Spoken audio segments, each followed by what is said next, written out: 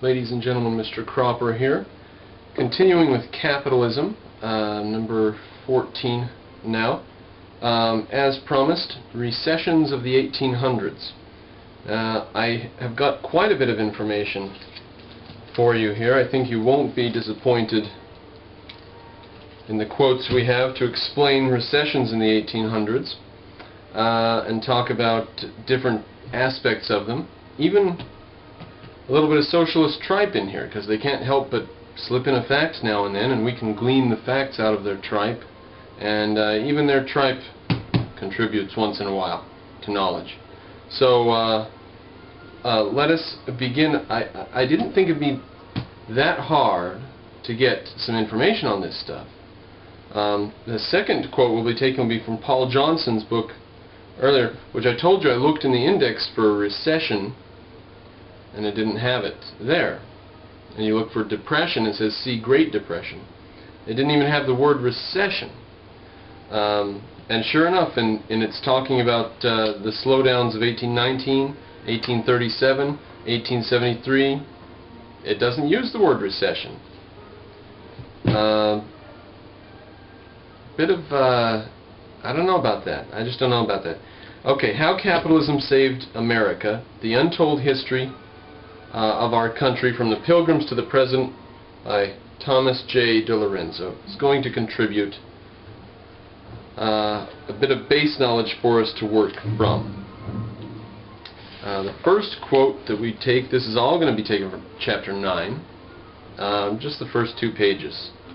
First 4 pages here. Take a little bit and then go. Did Capitalism Cause the Great Depression? Chapter 9. And there's 2 little quotes at the beginning. One of them concerns us. It says, "The Great Depression was a failure, not of capitalism, but of hyperactive state, of the hyperactive state." And that quote is from Paul Johnson in the introduction to Murray Rothbard's book, America's Great Depression, published in 2000. So,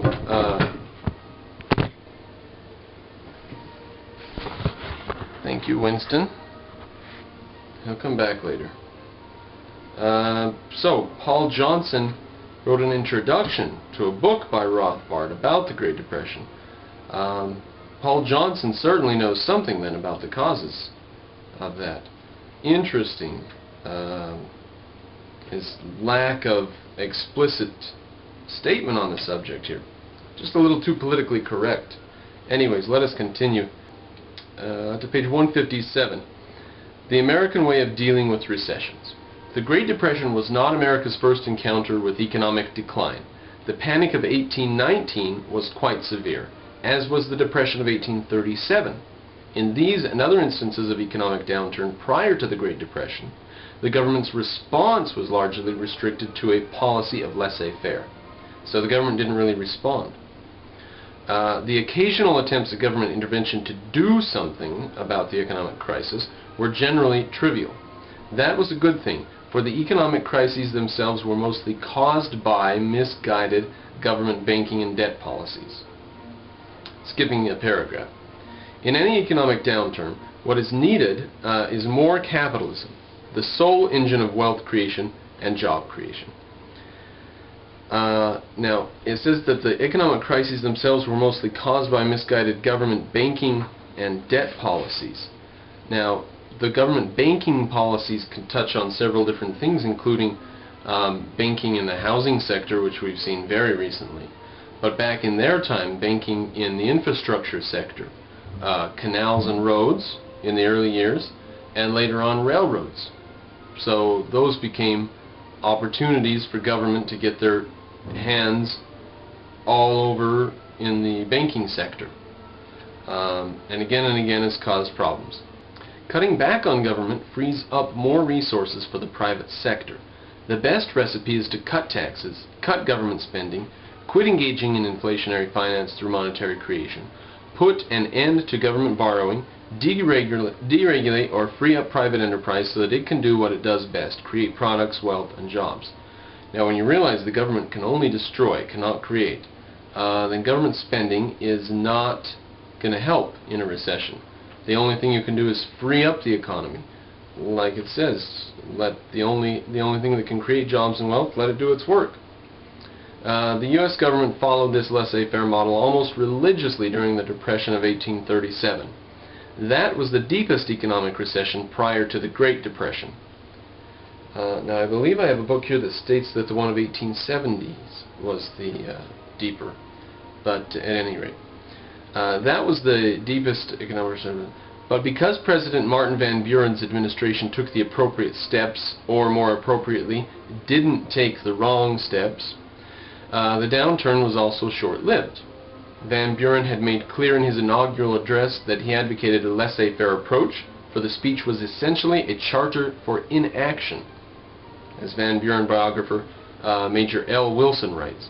And he did not waver from his position when the country experienced a major banking crisis just 2 months into his term. Van Buren testifies to Congress, quote, "All communities are apt to look to government for too much," Van Buren warned, "especially at periods of sudden embarrassment and distress. Moreover, all former attempts on the part of the government to assume the management of domestic or foreign exchange had proved injurious." End quote. What was needed was a, quote, "system founded on private interest, enterprise, and competition, without the aid of legislative grants or regulations by law." End quote. That's pure capitalism. Van Buren was saying what we need is to get the legislative grants and the regulations of the law out. That's what we need. We don't need government spending and some sort of programs to help the people. President Van Buren, a strong believer in Jefferson's dictum that the government is best which governs least, refused to suggest to Congress any specific plan for government intervention to attempt to alleviate the effects of the Depression. Now, it calls it a depression here, but as I understand, a recession is 5 or 6 quarters of economic negative growth, or 4 quarters out of 6 or something. You know, there are technical definitions to it, and I'm not sure that we could call it a depression in 1837, but maybe. The big government interventionists of the day, Daniel Webster, Henry Clay, and other Whigs, denounced him, but he stuck to his principles. Rather than intervening, Van Buren fought for financial deregulation, ushering in the independent treasury system, a new national banking system under which all banknotes were redeemable in gold and silver. This financial deregulation produced what was arguably the most stable monetary system the United States has ever had. What bank losses there were stemmed from remaining state-level regulations, such as prohibitions on branch banking and requirements that banks purchase extremely risky and sometimes worthless state government bonds. We're going to hear just a bit about that kind of scandal here. Michigan selling some bonds to the banks in the state. Selling some bonds to the banks in the state. In addition to financial deregulation, notes historian Jeffrey Hummel, Van Buren thwarted all attempts to use economic depression as an excuse for expanding government's role.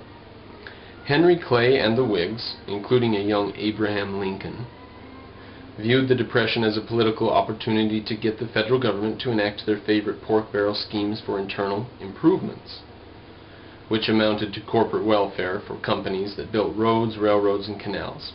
Van Buren thwarted them every step along the way.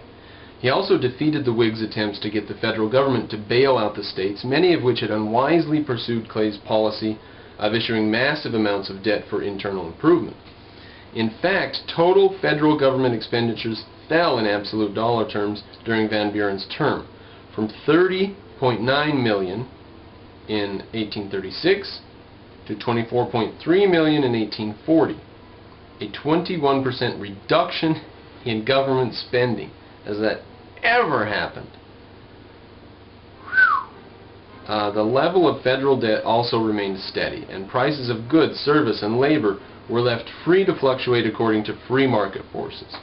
In addition, President Van Buren championed free trade and lower tariffs while keeping the United States out of foreign wars and other entanglements.